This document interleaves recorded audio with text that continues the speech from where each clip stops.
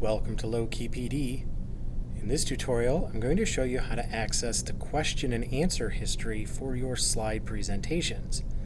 Now, in order to understand what's going to happen when you do this, first I'm going to take you to Slideshow, Presenter View.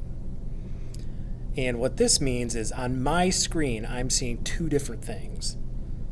Right, I have this little window here that shows me information that's just for me, and the screen behind this shows me what my audience is seeing, if this is being projected or anything.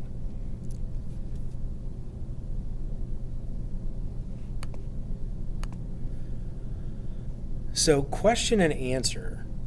One of the things you can do with Google Slides is as you're presenting, when you have presenter view on, if you click on Audience Tools, you can make it available to your audience and a URL where they can go to ask you questions during your presentation. When someone submits a question, that question will appear here on your screen, so you know that question is being asked and you can address the question, provide an answer in the middle of your presentation where it might be more appropriate to do so rather than maybe having to wait until the end of the presentation in order to address it. This allows you to address it more immediately.